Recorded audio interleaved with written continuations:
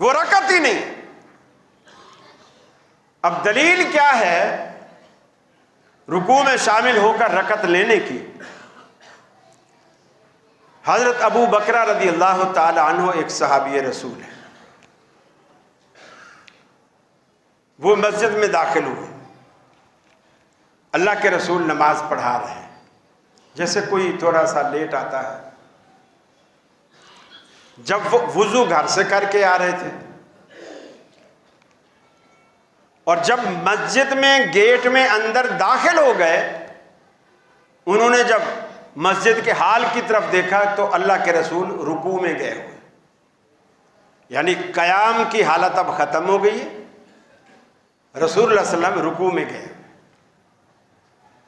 और हदीस ये है कि जब तुम मस्जिद में आओ, जमात हो रही हो, इमाम को जिस हाल में पाओ उसी हाल में शरीक हो जाओ।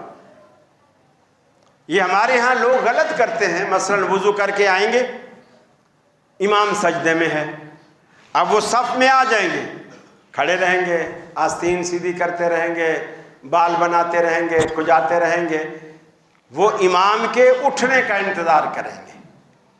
और इमाम उठ के या तो अत्तहियात में बैठ जाए या दूसरी रकत के लिए खड़ा हो जाए, तो फिर ये अब अल्लाह अकबर कह के शामिल होंगे। ये हदीस के बिल्कुल खिलाफ। अल्लाह के रसूल ने फरमाया जब तुम मस्जिद में आओ, इमाम जिस हाल में है अल्लाह अकबर कहकर उसी हाल में शरीक हो जाओ। हाथ भी बांधने की जरूरत नहीं। इमाम रुकू में है, अल्लाह अकबर करो, रुकू में चले जाओ। इमाम सजदे में है, अल्लाह अकबर करो, सजदे में चले जाओ। इमाम अत्तहियात में है, अल्लाह अकबर करो, अत्तहियात में चले जाओ। अलबत्ता वो रकत नहीं होगी, चले उसमें जाओ लेकिन वो रकत नहीं होगी। अबू बकरा जब मस्जिद में दाखिल हुए, अल्लाह के रसूल रुकू में है। वो जैसे गेट में दाखिल हुआ ना, उसने कहा, अल्लाह के रसूल ने फरमाया जब तुम इमाम को जिस हाल में देखो उसी हाल में शरीक हो जाओ। तो मैंने तो अभी देख लिया कि इमाम रुकू में है। उन्होंने वहीं से रुकू किया, गेट से ही रुकू किया और रुकू के अंदर चलते चलते चलते सफ में आ गए। सफ में आ गए। जब नमाज का सलाम फिर गया, क्योंकि हदीस में आता है अल्लाह के रसूल ने फरमाया जैसे मैं तुम्हें सामने से देखता हूं ऐसे मैं तुम्हें पीछे से देखता हूं। जैसे सामने, ये अल्लाह के रसूल का एजाज, जैसे मैं सामने से देखता हूं ऐसे पीछे से देखता हूं। जब सलाम फिर गया, अब इसमें यह सराहत नहीं है कि अल्लाह के रसूल सल्लल्लाहु अलैहि वसल्लम ने अपने सलाम के बाद उससे मुखातब हुए या उसके सलाम के बाद उससे मुखातब हुए। हदीस में यह सराहत नहीं है। उससे कहा ज़ादकल्लाहु हिरसन, ऐ अबू बकरा अल्लाह तेरी हिर्स को बढ़ाए, यानी दीन की जो हिर्स और सवाब पाने की जो तलब है, अल्लाह ताला इसको ज़्यादा करे। ज़ादकल्लाहु हिरसन, अल्लाह तेरी हिर्स को बढ़ाए। ला तउद, आइंदा ऐसा ना करना, आइंदा ऐसा ना करना। अब जो लोग रुकू की रकत लेते हैं वो कहते हैं देखो अबू बकरा ने तो रकत नहीं पढ़ी थी। हम कहते हैं ये हदीस में कहाँ है कि उसने नहीं पढ़ी थी? बोले हदीस में जिक्र नहीं है, तो ये भी तो नहीं है कि उसने पढ़ी थी। अगर जिक्र ना होने से ये मान रहे हो कि नहीं पढ़ी थी, तो जिक्र ना होने से ये क्यों मान रहे हो कि उसने पढ़ी थी? उसने नहीं पढ़ी थी। ना उसमें यह है कि पढ़ी थी और ना उसमें है कि नहीं पढ़ी थी। दोनों बातें नहीं है।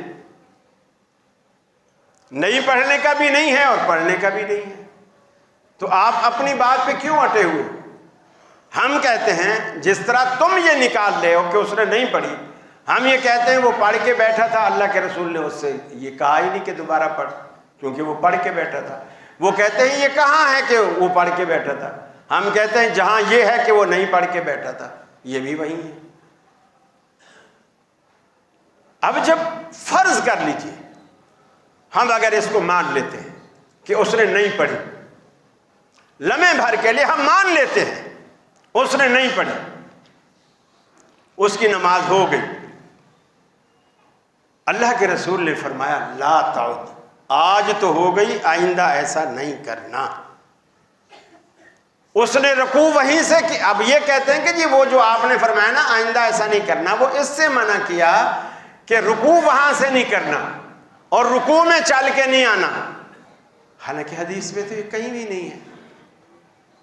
उसने जितने भी काम किए थे अल्लाह के रसूल ने आखिर में कहा ला ताउद, आइंदा नहीं करना। उसने रुकू वहां से किया था, आपने कहा आइंदा ऐसा नहीं करना। उसने रुकू की रकत मानी थी, आपने कहा आइंदा ऐसा नहीं करना। वो रुकू में चलकर मस्जिद आया, सफ में शामिल हुआ, आपने फरमाया आइंदा ऐसा नहीं करना। तो अब हम तो उसके बाद आइंदा में शामिल है ना, तो अब हमारी नमाज कैसे होगी? लिहाजा रुकू की रकत तस्लीम न करें। क़याम भी फर्ज है, जो रुकू की रकत लेने से साकित हो जाता है, और फातिहा भी फर्ज है जो रुकू की रकत मानने से साकित हो जाती है। दो फरीज़े एक रकत के अंदर साकित हो गए आपके। आप सलाम के बाद खड़े होइए, एक रकत दोबारा पढ़िए और फिर सलाम फेरिए, अपनी नमाज को मुकम्मल कीजिए। अपनी नमाज में एक रकत कम हमेशा ना पढ़िए। फजर में आप रुकू में मिल गए, आपने सिर्फ एक रकत नमाज पढ़ी। जोहर में आप रुकू में मिल गए, आपने 3 रकतें पढ़ी। आप तो हर रोज अपनी नमाज बर्बाद कर रहे हैं। और एक रकत पढ़ने पे वक्त ही कितना लगता है, कितना वक्त लगता है। इसको आप अदा करें, 1-2 मिनट और ऊपर हो जाएंगे, आपकी नमाज तो हो जाएगी, आने का मकसद तो हासिल हो जाएगा। फरमाया फल्यहज़रिल्लज़ीना युखालिफूना अन अम्रिही अन तुसीबहुम फितना औ युसीबहुम अज़ाबुन अलीम। जो लोग पैगम्बर अलैहिस्सलातु वस्सलाम की मुखालफत करते हैं, आपके अमल के खिलाफ करते हैं, आपके तरीके के खिलाफ करते हैं, उन्हें अल्लाह रब्बुल आलमीन के दर्दनाक अज़ाब से डरते रहना चाहिए। उन्हें जिंदगी में कभी भी कहीं भी अल्लाह का अज़ाब आ सकता है। फल्यहज़रिल्लज़ीना युखालिफूना अन अम्रिही, जो अल्लाह के नबी की हुक्म की खिलाफ वर्जी करते हैं, अल्लाह के अज़ाब से डरते रहना चाहिए।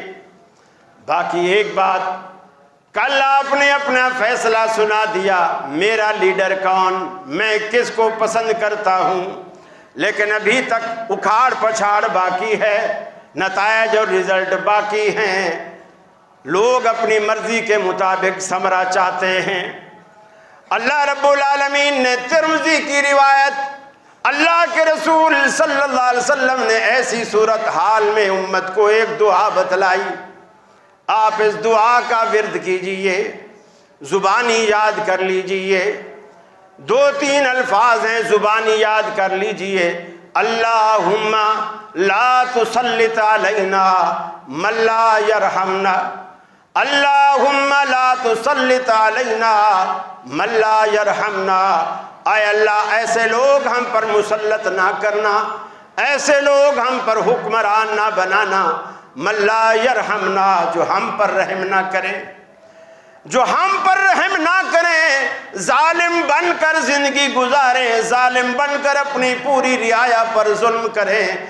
आय अल्लाह, हमें ऐसे लोगों के तसल्लुत में न देना।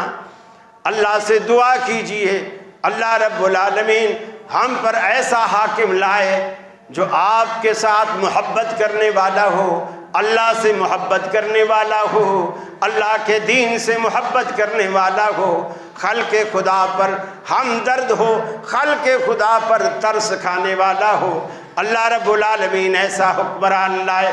ये आज से इस दुआ को याद कर लीजिए, अल्लाहुम्मा ला तुसल्लित अलैना मन ला यरहमना। अल्लाह हम पर ऐसा हुक्मरान मुसल्लत ना कर जो हम पर रहम ना करता हो। अल्लाह से दुआ है, अल्लाह रब्बुल आलमीन मुझे भी और आपको भी सुन्नत के मुताबिक नमाज अदा करने की तौफीक अता फरमाए और सुन्नत के ऊपर